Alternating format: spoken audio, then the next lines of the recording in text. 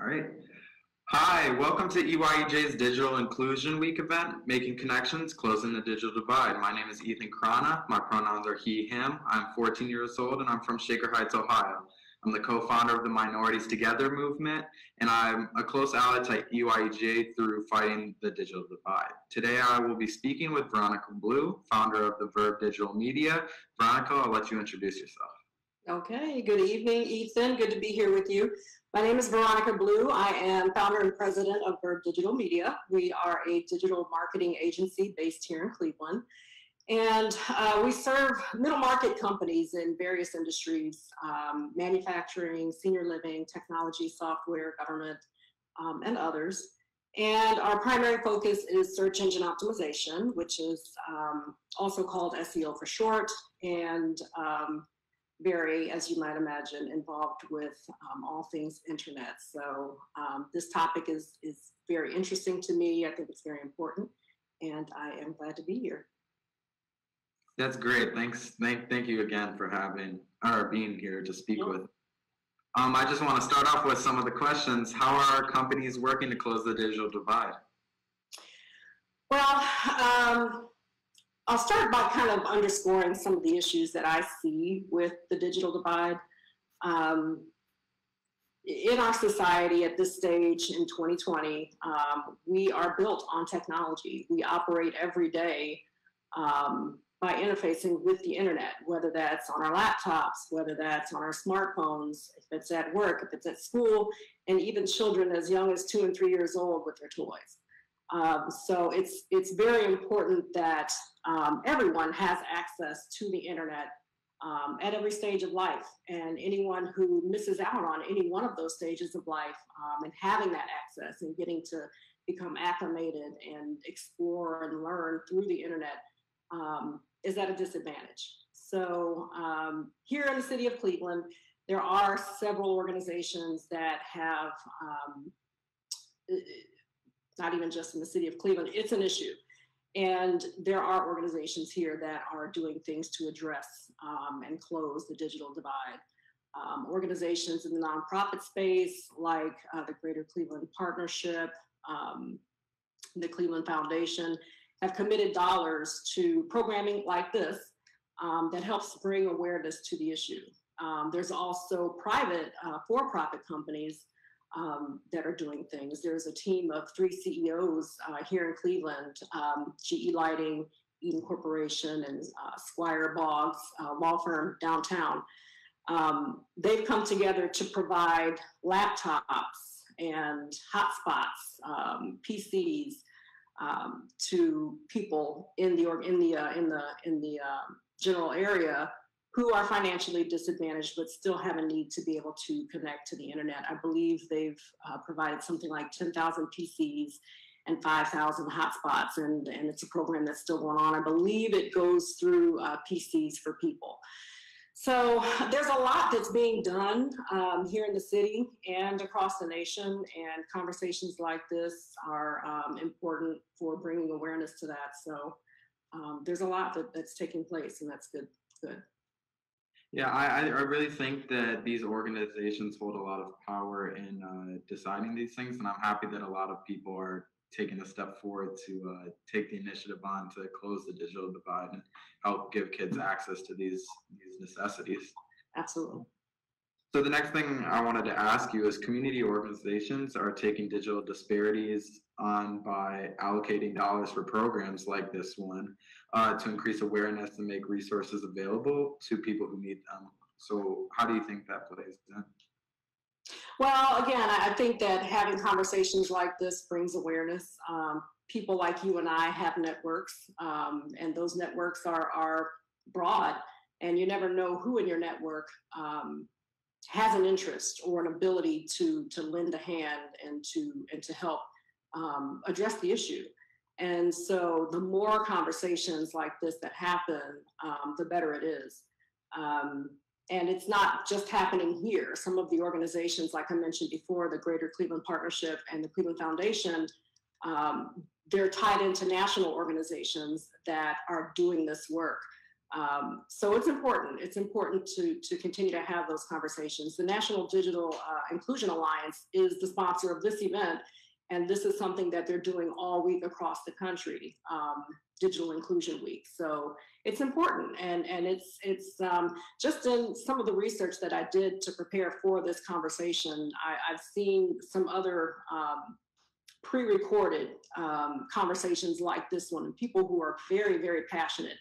You know, it ranges from hearing the experiences of children who are dealing with COVID and having to learn virtually and getting used to all of that, and also sometimes not having access to either the hotspot, the broadband, or a PC, and having to do their homework on their smartphone.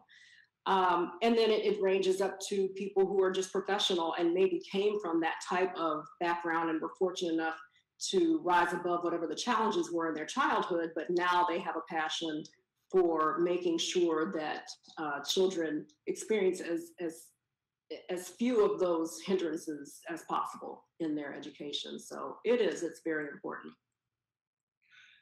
Yeah, I can't agree with you more. And again, I think that it's very, very, very important that these corporations who have access of money that they can be putting into these necessities for these kids and these even adults who need these basic necessities, not these, I hate to use the word again. What are solutions to some of the current challenges as it pertains to connectivity in Cleveland, speaking from the topic standpoint of like each day?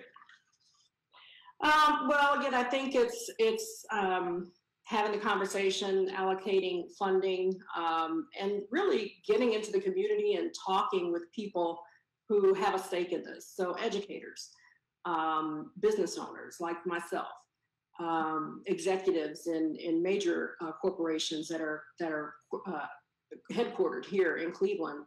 All of those are stakeholders in this issue.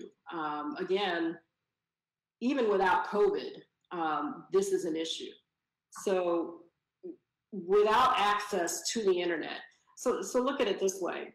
You've got education, you know, K through 12 education, and the things that they're dealing with right now with the pandemic and the necessity as a result of internet for that.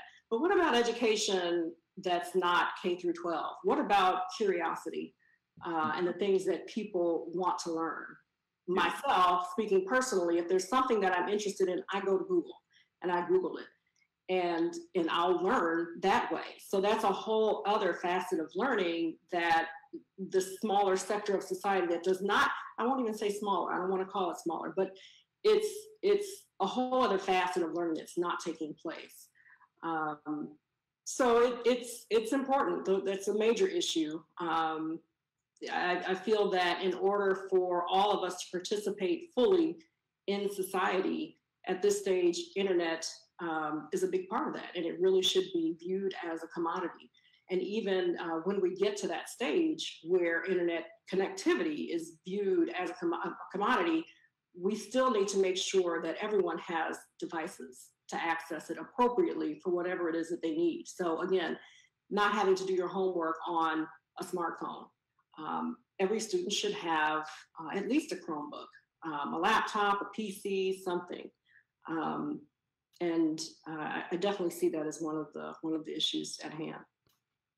Yeah, I couldn't agree with you more. I mean, it basically blocks people from even things like online healthcare and now Zoom calls and email, texting, phone calls. I mean, it's things that a lot of us couldn't even imagine living without, and yeah, it's their day-to-day life scenario. And I mean, speaking from a point of honesty, it's solely impacting or largely impacting communities of color, which is a great segue into what I wanted to talk next to you about. When we discuss racial inequality in the digital space, what are some of the most pressing issues you and your organization come across? Well, that's a good question. As the founder of the company and as a Black woman, I would love to be able to hire other Black and brown professionals to work with us. I have had a few opportunities to do that, but in large part, I don't have as many opportunities to hire Black and Brown SEO professionals as I would like. Why is that? We don't know. We do know that communities of color, Black and Brown communities, are affected by the lack of access to internet more so than other communities. At this stage, again, we're in 2020. It's been about, I'd say 1995 is when the internet really began to be something that we used on a daily basis. That's a generation. So you've got a whole subset of people who didn't have the ability to play with those toys as a kid that required you to plug into the internet, whatever those toys may be. My daughter's 25, so I don't know what those toys are. But, there's a whole group of people who have not had that opportunity, have not grown up with educational toys that require an internet connection, have not had the opportunity to participate in school projects that require that internet connection, haven't had the opportunity to have Zoom conversations and participate in a group project, which is grooming them for the workplace, because today Zoom is a staple in everyday working situations for adults. So without that, for so long up until this point, there's just not a pool of people that I've been able to access. I won't say that it's not there, because I know it is, and I belong to several communities of Black digital professionals, but digital is a vast space. So not everyone is going to be skilled in SEO. You're going to have people who do things like paid marketing, email marketing, social media marketing. So for me in my business, what we do mostly is SEO, and unfortunately, we just have not had the opportunity to add that diversity to our team, and it's something that I am always looking to do. So, yeah, I think that and another thing of blocking people of color from doing these things is, in these brown and Black communities, is they're being excluded from all of these jobs and opportunities to work at companies from like Google or companies like Sprint or companies like yourself, that they're blocked from doing a whole range of jobs. And this is something that I spoke on with EYJ at their Digital Divide town hall meeting, is how it's almost similar to the sin of redlining that happened only a couple of years ago. And when you put the two maps together of the Digital Divide and the redlining map, you can clearly see that those two maps are in Cleveland and Cuyahoga County are exactly the same. And yeah, I think that how would you say is the best way to get people of color involved and people who are blocked from these experiences involved in in digital online stuff? Sure. Well, I think it's incumbent upon people like me who are involved in the work to do whatever we can do to help to close the divide. We should be seeking opportunities to contribute to that effort, whether that's sponsoring events, donating our time, mentoring young people. Maybe you don't have the dollars that you can contribute to this effort, but being plugged into organizations like NIDA, Cleveland Foundation, Greater Cleveland Partnership, knowing where those efforts are being made and making yourself available to be a part of that effort is really important. I've reached out to some area organizations here in Cleveland because I have a desire to teach SEO to high school kids or middle school kids. It's something that I believe, because all of us know how to search the web, it's not so far-fetched to teach that to someone. It's just a matter of teaching the back end of what you see in front of you every day. Thankfully, people do have access to surf the web in some way, even if they don't have that internet connection at home. Maybe that's at school. So that's a very foundational awareness of what it is that we do. And I find that when kids learn about how SEO works, they're very interested because it's really helping them kind of fill in a blank for something that they do every day. So yeah, I think that it's really up to those of us who are involved in the industry to do what we can to help, and that's really why I'm here today. Yeah, and I would actually like to add that I think that it's not only on companies and amazing people like yourself to help these individuals in these communities, but as well as on the government. Like we know the Minorities Together movement at EYEJ, that right now there's a bill heading to the State House that's only going to be impacting rural areas when it comes to the digital divide. So I think that it's very strategically cut off, and these communities are very strategically cut off. It's very much important that we call and email our elected officials to tell them that we care about these issues, and that it's important for people who don't have access to, or who do have access to these things and live in different communities, that they care about others and care about how others live and what their access is to everything. And also even on the the minor level of government, looking at how more funding should be given to libraries where many, many kids go to use internet access and computer access. It's just a very pressing issue that I really, really feel is one way to solve, once again, is through government sponsorship, which is sadly not there yet, but I hope it will be one day. Now, could you actually, just for the people at the back, over one more time, explain the purpose of the SEO, search engine optimization? Yeah, we're having this big conversation about SEO, and I think that would be helpful. So SEO is search engine optimization, is optimizing websites to ensure that the content on the website is findable, so that you have the best possible visibility and search rankings for anyone who might be looking for what it is that your organization has to offer. So there are several layers to that. There's a technical layer, there's a messaging strategy layer, and there's a general kind of marketing layer. All of those things kind of touch. The interesting thing about SEO is that every other area of digital touches SEO, because SEO happens on your home on the web, which is your website. So if you're doing email marketing, at some point someone's going to click a link in that email. It's going to take you to your website. If you're doing paid advertising, it's paid, so you're paying for that visibility, but you need to understand how keywords work and things like that in order to build an effective ad. So we don't get so much into the paid advertising, but we are very focused on SEO, optimizing blog posts, making sure that technically on the back end your website is sound and that there are no crawl errors.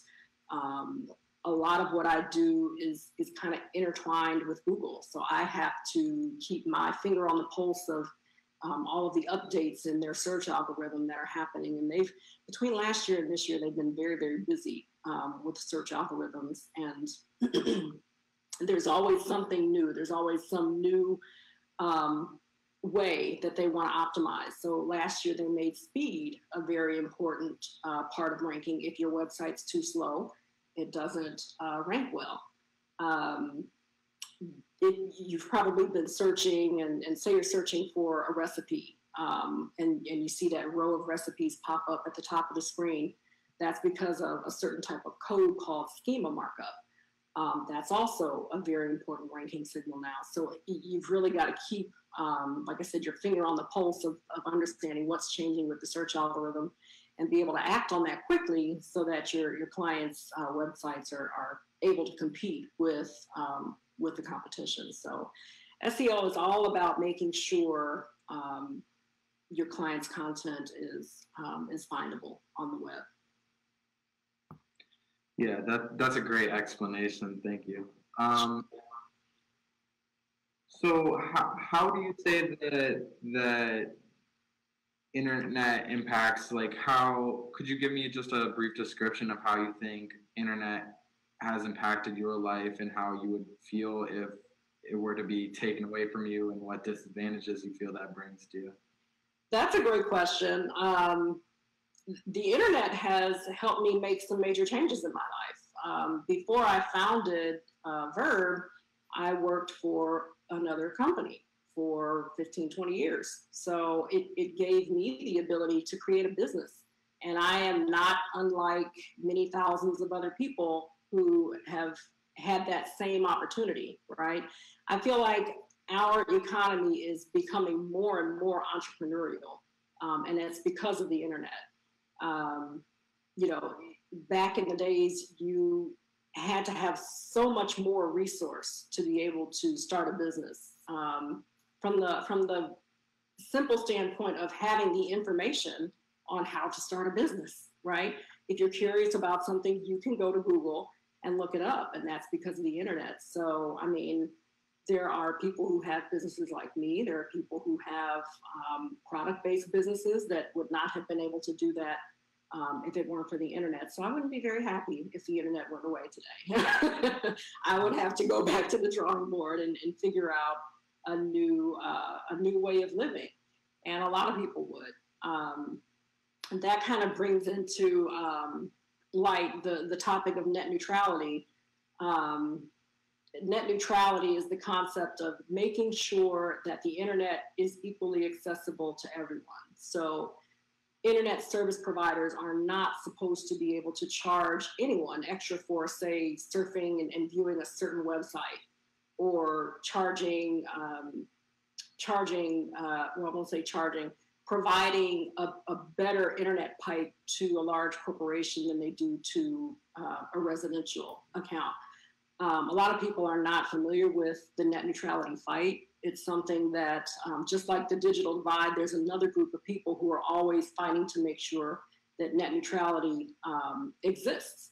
The companies would love to be able to charge a premium for a better product, but you know, that's something that I certainly hope never happens, because that's another layer of inaccessibility, and it would only deepen that digital divide. So, yeah. I know it's very crazy to think, and I know some people can't even bear the thought that some people don't have internet and don't understand that some people just don't have these access, and some people it's like taking away water or food to them. And one of my last questions for you is, what would you encourage, and what do you think is the most important thing for people who want to be advocates of any age for ending and closing the digital divide? What do you think they should do, whether it be tonight or a year from now, or what do you think is the most important projects for them and action items for them to take on? Sure. Well, first, I want to congratulate you for all your work. You do great work in the community. You're very inspiring, and I commend you for that. Not very many young people will step out and make themselves kind of a leading voice for some of the things that you are fighting for, and I commend you for that, for even being focused on the fact that government legislation is important, and it is. So my advice to others would be to believe that you can have an impact. You know, don't feel that, you know, I'm just a kid who's going to listen to me. That's not true. You can see in all of the demonstrations that are happening today as a result of police brutality against Black and brown people, a lot of the people that are standing up and making their voices heard are young people. And that's important. And even back in the 60s, it was the same. It was young people. So my advice to young people is, if there's something that you're passionate about, follow that passion and make your voice heard, no matter how small it is, the things that you do. I believe that if you get started, your path will open in front of you. And you and I spoke yesterday, Ethan, and you talked about a lot of the people that you've met. You begin to build momentum, and people can see that you're passionate about something, and they're drawn to that. So my advice is to absolutely follow your passion and fight for the things that you believe in. Well, thank you, Miss Veronica.